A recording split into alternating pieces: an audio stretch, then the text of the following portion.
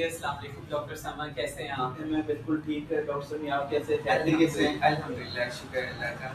जी viewers, आज का हमारा टॉपिक है हाइपरथायराइडिज्म।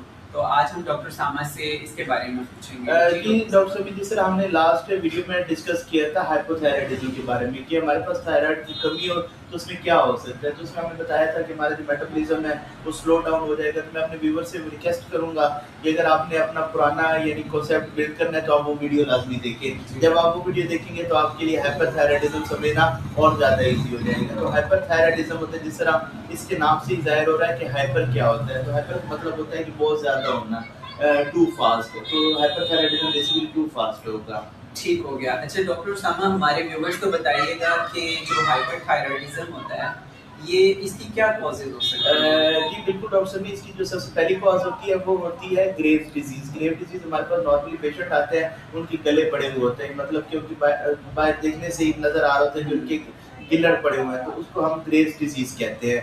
तो नंबर वन इसकी कॉज जो वो ग्रेव्स डिजीज होती है। दूसरी इसकी जो डिजीज होती है वो होती है कि हम अगर एक्सेस थायराइड की मेडिकेशन इस्तेमाल कर रहे हो, जो पहले हाइपोथायराइडिज्म की दवाई हम इस्तेमाल कर रहे थे वो हमने एक्सेस में इस्तेमाल कर दिए, तो इसकी वजह से हमें हाइपरथायराइडिज्म होने शुरू हो जाती है। तो एक हमारे पास ग्रेव्स डिजीज हो गया, एक हमारे पास एक्सेस मेडिकल हो गया, और तीसरी जो चीज़ है वो होती है हमारे पास टॉक्सिक थायराइड नोड्यूल्स। के हमारे पास नोड्यूल्स होंगे जिसकी वजह से हमारा जो थायराइड है वो बढ़ने शुरू हो जाएगा। ठीक है। अच्छा डॉक्टर साहब, बताइएगा कि जेनेटिक्स में भी होता है, जीन्स में भी जी बिल्कुल, इसमें जेनेटिक्स के भी इफेक्ट होता है और ये पेशेंट में इनबॉर्न भी होती है, और बात का जिस तरह आपने बताया कि डाइट जो होती है उससे बड़ा ये इफेक्ट होती है। तो डाइट होगी, इसमें जेनेटिक्स होगी और काफ़ी सारी चीज़ें इसमें इन्वॉल्व होती ठीक है। हैं। अच्छा डॉक्टर साहब, जी डॉक्टर साहब, इसमें साइन और सिम्टम्स में हमारे पास सबसे पहले जो है वो क्या होगा कि पेशेंट जो है वो एक्सेसिव स्वेटिंग के साथ आएगा, उसको बहुत ज़्यादा पसीना आ रहा होगा। दूसरा, उसकी हार्ट बीट बहुत ज़्यादा तेज़ होगी, उसकी पाल्पिटेशंस हो रही होंगी। और फिर उसके बाद पेशेंट्स क्या होगा, उसको हीट इंटॉलरेंस होगी, उसको गर्मी बहुत ज़्यादा लग रही होगी। देन उसके बाद हैंड ट्रेमर्स होंगे, मरीज़ के जो हाथ हैं वो ट्रेमर कर रहे होते हैं यानी हिल रहे होते हैं। फिर एक इंपॉर्टेंट इसमें साइन एंड सिम्टम ये होता है कि इसमें पेशेंट जो है उसका वेट लूज हो रहा होता है, यानी वजन कम कर रहा होता है डिस्पाइट इंक्रीज एपेटाइट। उसको भूख भी ज़्यादा लगती है, वो खाना भी ज़्यादा खाता है, उसके बावजूद भी उसका वेट लूज होना शुरू हो जाता है। ठीक है, फिर उसके बाद फीमेल्स में क्या होता है कि मेंस्ट्रुअल इरेगुलरिटीज आ जाती हैं। पेशेंट जो है वो बड़ा थिन और बहुत ज़्यादा लीन हो जाता है, बहुत ज़्यादा कमज़ोर हो जाता है, यानी खा भी ज़्यादा रहा है, उसको भूख भी ज़्यादा लग रही है, फिर उसके बावजूद भी मरीज़ जो है वो कमज़ोर होना शुरू हो जाता है। और उसके बाद आखिर में उसको ये होता है कि आइज़ जो है वो बाहर की तरफ बल्ज होनी शुरू हो जाती हैं, यानी बाहर की तरफ बल्ज होनी शुरू होती है, जिसको हम अपनी इंग्लिश में कहते हैं एक्सॉफ्थाल्मोस। तो ये इसके एक डायग्नोस्टिक पॉइंट होता है कि हमारे पास पेशेंट आता है, उसकी आइज़ बल्ज हैं, वेट लॉस हो रहा है, हीट इंटॉलरेंस है, ट्रेमर्स हैं। फीमेल जब आती हैं तो वो कहती हैं कि मुझे मेंस्ट्रुअल इरेगुलरिटीज़ हैं, दिल बहुत तेज़ी से धड़क रहा होता है जिसको हम पाल्पिटेशंस कहते हैं, और भूख ज़्यादा लगती है मगर उसके बावजूद भी उसका वेट लूज़ हो रहा है। तो ये सारे हमारे पास हाइपरथायराइडिज्म के साइन एंड सिम्पटम्स आएंगे। तो हाइपो में हमने देखा था कि आपको सब कुछ स्लो डाउन हो जाएगा, तो हाइपरथायराइडिज्म में होगा कि सब कुछ मूविंग फास्ट हो जाएगा। ठीक हो गया। अच्छा डॉक्टर साहब, हमारे व्यूअर्स को बताइएगा इसका इसका हम डायग्नोस कैसे करें? जी, इसके डायग्नोसिस में डॉक्टर साहब हम सबसे पहले तो इसके ब्लड टेस्ट करवाएँगे।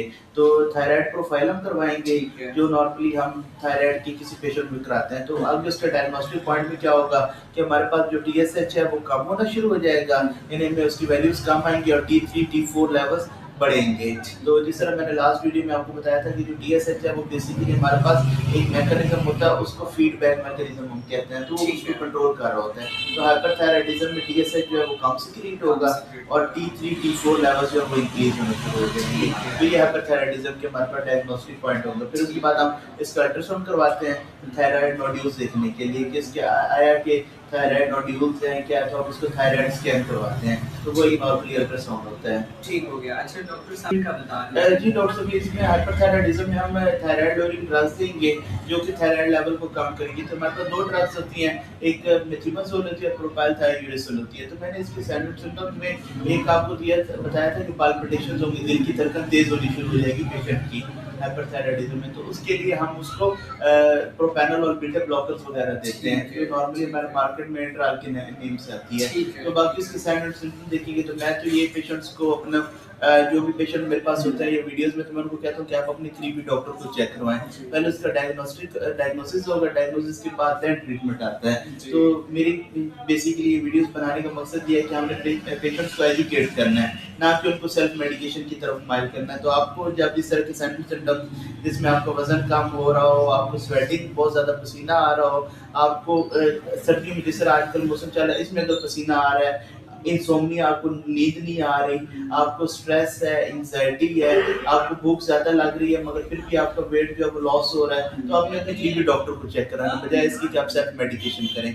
तो आप अपने करीबी डॉक्टर के पास जाएँ, उनके पास चेक करवाएँ, वो आपके टेस्ट करवाएँगे, वो टेस्ट करवाने के बाद फिर आपका आगे ट्रीटमेंट होगा। ज़बरदस्त। अच्छा डॉक्टर साहब, हम कॉम्प्लिकेशंस बता दीजिए, अगर मतलब कि इसको हम इग्नोर करते हैं तो क्या कुछ हो सकता जी, है? इसकी कॉम्प्लिकेशन सबसे पहले हमारे पास कार्डियक अरिथमियाज़ होंगे। नॉर्मली हमारा एक हार्ट का रिदम होता है जिसमें ऑसिलेट चलना होता है, तो जिस वक़्त हाइपरथायरायडिज़्म होता है तो कार्डियक अरिथमियाज़ होने शुरू हो जाते हैं। पेशेंट जो है वो कार्डियक एब्नॉर्मैलिटीज़ के साथ आते हैं। फिर उसके बाद हार्ट फेलियर होता है और हार्ट फेलियर के बाद फिर पेशेंट जो है वो एंग्जायटी के साथ, डिप्रेशन के साथ ये प्रेज़ेंट होता है और बहुत ज़्यादा वेट लॉस होने की वज़ह से काफ़ी कमज़ोरी के साथ भी पे होता है। तो हम देखेंगे कि जो इसके साइन सिम्पटम्स है वो जिस वक़्त वर्सन होते हैं तो उसके साथ पेशेंट जो है वो ये होता है। और ठीक आखिर में है। इसकी जो मेजर कॉम्प्लिकेशन होती है वो होती है थायराइड स्टॉर्म। तो ठीक स्टॉर्म है। बेसिकली एक लफ्ज़ होता है जिसे हम तूफ़ान कहते हैं। तो हमारे जिस्म में एक तूफ़ान आ जाता है जिसमें उसकी पाल्पिटेशंस बहुत ज़्यादा इंक्रीज़ होनी शुरू हो जाती है, जिस्म जो है वो गर्म होना शुरू हो जाता है, आँखें जो है वो बल्ज होनी शुरू हो जाती हैं, तो उसको हम नॉर्मली एक अपनी टर्म देते हैं ठीक थायराइड स्टॉर्म। तो ये एक पेशेंट ठीक की है। मेजर कॉम्प्लिकेशन होती है। ठीक हो गया। डॉक्टर साहब, हमारे व्यूवर्स को एक नटशेल में बता दीजिए, इतनी लंबी आपने गुफ्तगू कर दी है माशाल्लाह हाइपरथायरायडिज्म के ऊपर। बेसिकली मैं अक्सर मेरे पेशेंट्स को कहता हूँ कि हाइपरथायरायडिज्म उस एक गाड़ी की तरह जो बहुत ज़्यादा तेज़ चल रही है, a car running very too fast. यानी नॉर्मली एक इंजन को एक पेस पे चलना चाहिए, जब वो इंजन अपनी ज़रूरत से ज़्यादा तेज़ चलना शुरू हो जाए तो वो फिर एक हाइपरथायरायडिज्म होता है, क्योंकि अल्लाह ताला ने हर चीज़ को एक मियाना रवि में बनाया है, तो ना उसकी ज़्यादती हमारे लिए अच्छी है, ना उसकी कमी हमारे लिए अच्छी है। तो थायराइड जब ज़रूरत से ज़्यादा काम कर रहा हो तो वो हमारे लिए बड़ा खतरनाक होता है। तो कोशिश करें इस तरह के आपको सिम्पटम्स हो रहे हैं तो अपने करीबी डॉक्टर के पास जाएँ और उनसे जाके अपना इलाज करवाएँ। ठीक है। अच्छा डॉक्टर साहब, हमारे व्यूवर्स के लिए कोई लास्ट टिप दे दें ताकि टिप तो यही है कि अपना लाइफस्टाइल बेहतर करें, डाइट इंप्रूव करें और अपना फ्रीक्वेंटली जो है वो अपने डॉक्टर को चेक करवाएं जो करीबी है, और अपने जो बेसलाइन टेस्ट है जिस तरह सीबीसी हो गया, थायराइड प्रोफाइल हो गया, आरएफटीज हो गया, एलएफटीज हो गए, तो ये टेस्ट हैं कि आप फ्रीक्वेंटली करवाते रहें, बजाय इसके कि आपको देर हो जाए और आप कॉम्प्लिकेशंस के साथ डॉक्टर के पास जाएं। तो कोशिश करें कि आप चलते-फिरते अपने वाइटल्स चेक करवाएं, आप अपने जो टेस्ट है वो 6 महीने बाद या साल में एक दफ़ा लाज़मी रिपीट कराएं, और जो अनडायग्नोस्ड केस होते हैं वो फिर बाद में कॉम्प्लिकेशंस आ जाते हैं। तो मेरी टिप यही है कि अपने करीबी डॉक्टर को आप लाज़मी चेक करवाएं। बहुत शुक्रिया डॉक्टर साहब, आपका बहुत थैंक यू।